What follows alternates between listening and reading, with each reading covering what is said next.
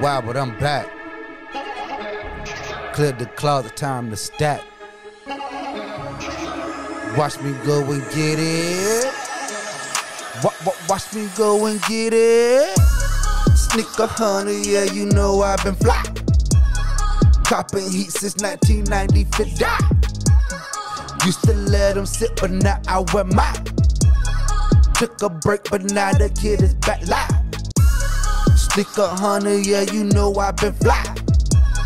Copping heat since 1990 for die. Used to let them sit, but now I wear mine. Took a break, but now the kid is back live. What up, and welcome back to another episode of the Sneaker Hunter. I am Young Goob God. Thank you for coming through, chopping it up with us for a little bit. We got something special in the building today. We got the 7s from back in 2001, an original retro. We're gonna be going through these, going through the details of these joints, kind of go through the history of them, my history with the 7s, and then we're gonna run them through the Sneaker Hunter rating system, see how they come out on the other side. But if you're new to the channel, thank you for coming by, spending a few minutes with us as we chop it up. Make sure that you hit that like button if you like the content that you see, as well as the subscribe button and the notification bell so that you can stay up to date with everything we do over here on Marleyminded TV. So without any further ado, let's jump into these 7s.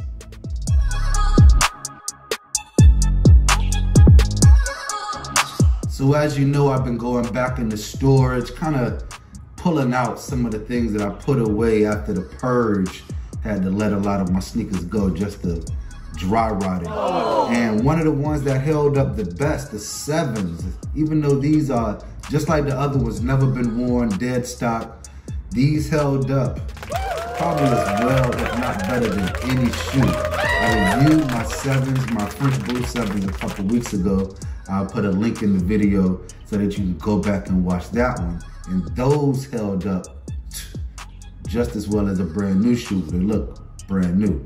And the same thing with the black and red, the true reds, or the Raptors as they are called now.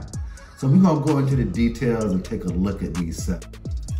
The Air Jordan 7 appears in a Raptors color scheme that features a primarily black upper with purple and red accenting throughout the jagged midsole lines, outsole, and branding.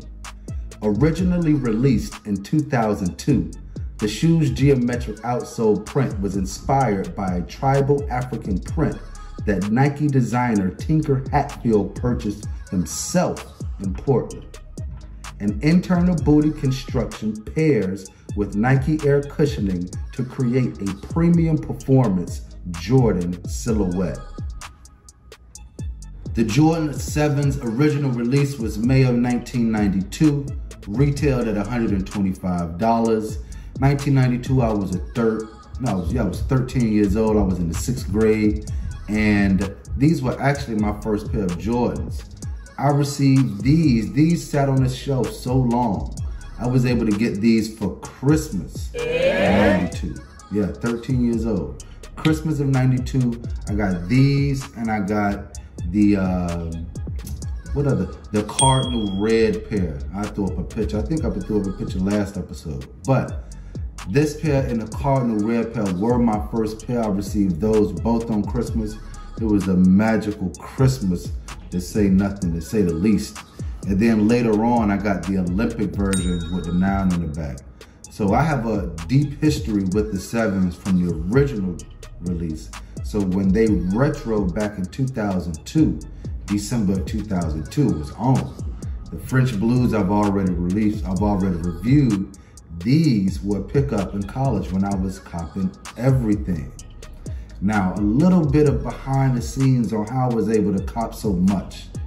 Back in those days, Nike used to do what was called a factory defect, or you could send the shoes back to Nike and they would send you a gift certificate via email that was the retail value of the shoe that was damaged. So what I would do, I would go to people's dorm room, I'd go to my friend's apartment, and I would do one or two things. I would say, I will either buy your shoes, your old shoes, as long as they're not 3 years or older. I'll buy your shoes for like $10, $15, you know what I'm saying? And boom, I get the shoe, I send it back to Nike, Nike sends me a receipt, I go cop what I want.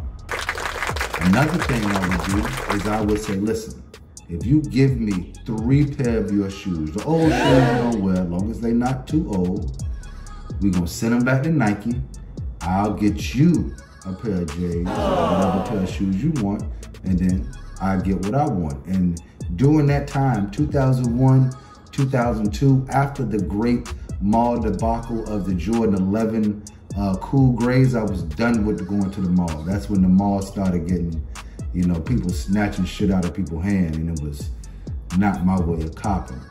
Just like right now, with the sneaker L's being not my way of copping, because I'm just catching L's. So find my way to get around that situation. I'm gonna have to do the same thing here in 2021. Find my way to get around the sneaker L debacle where you can't even cop the heat that you want. So, just like we was innovative back then, we're gonna get innovative again in 2021. The Sneaker Hunter is back. You know what I'm saying? Take a break for a minute, but now I'm back. We in the game. Jordan 7s, got a little bit off topic, but time to run these things through the sneakerhead rating system, see how they come out on the other side. Now, as you know, we have 5 categories: the colorway, the color blocking, the wearability, the silhouette, and the comfortability. Yes, I said it, comfortability. And we rate these categories 1 through 5, 1 being alright, 2 being straight, 3 being fresh, 4 is dope, and 5 is hard. Now, let's get into these 7. All right, first let's start with the colorway. The colorway officially is black charcoal true red. Now I know they've been changed to the Raptors in recent years, but when they came out to me, they were the black and true reds, or the true red 7s. And because this is such a classic and very nostalgic shoe, the colorway on this shoe is going to get a 4. Moving on to the color blocking. Now, when I look at the color blocking on this shoe, very simple when it comes to the all black, really the predominant black of the shoe, but those jagged hits of that purple, that true red, and that Jordan, if you look close, with the 4 fingers on that joint, still hit hard. So color blocking on this thing is gonna be 4. These things is dope as well. All right, time to move on to the comfortability of this shoe. Now, this is a 20-year-old shoe for the most part, and it is DS. I've really never worn them. I might have tried them on when I bought them, but by this point, I was just buying them, putting them up. I did put them on my feet to do it on foot for this particular video, so I could kind of test the comfortability of this shoe. And I'm gonna have to give the comfortability a 2. The sock liner does give you that initial like, oh, this might be good. But once you take a few steps in it, you see that this shoe is 20 years old and still not hitting like that. So comfortability is a 2. Now the wearability of this shoe. This is one of those high tops that I appreciate. The tongue, floppy tongue, the wings. This makes this shoe super versatile when it comes to wearing it with pants, wearing it with joggers, or even wearing it with shorts. Yes, now, you might want to throw on some shorts that are a little bit longer than these shorts people wearing nowadays, but a 7 with some shorts still go hard. So we're gonna get the wearability of 4. Strong 4 for these 7s.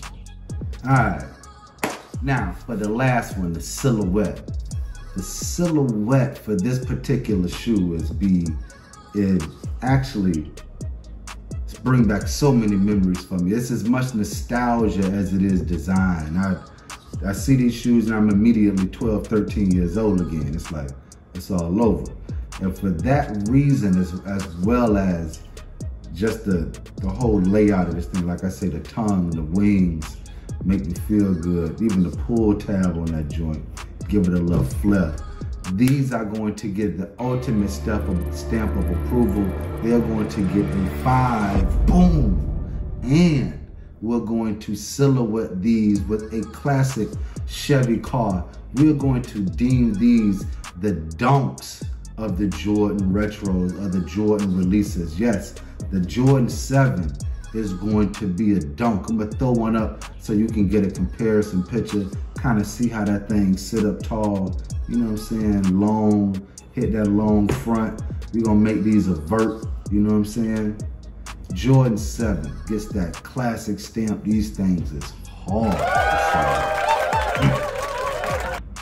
All right, after adding up the scores, the Jordan 7 gets a total of 19. Not a bad score, which gives it an overall rating of 4.3, which makes them almost dope and a half, which makes them a full-fledged dope shoe. Whenever you see a 7, make it your business to be a part of the copping process. These things hard, dope, almost hard, officially dope, but they are hard. Yes, Lord. Well, that does it for another episode of the Sneaker Hunter. I am Young Goob the God. Thank you for watching, giving me a few minutes of your time. If you enjoyed this content, go ahead and hit that like button. And if you want to become a part of the Sneaker Hunter team, well, we drop dope content over here on Marleyminded. Go ahead and hit that subscribe button and the notification bell so that you can stay up to date with everything that we do. We have the podcast dropping every Monday live, and you can get the podcast wherever you listen to podcasts on Tuesdays. So stay on the lookout for things that we got popping off, and as we exit every day, be easy. Honey, yeah, you know I've been fly. Copping heat since 1990 for die. Used to let them sit, but now I wear mine. Took a break, but now the kid is back live.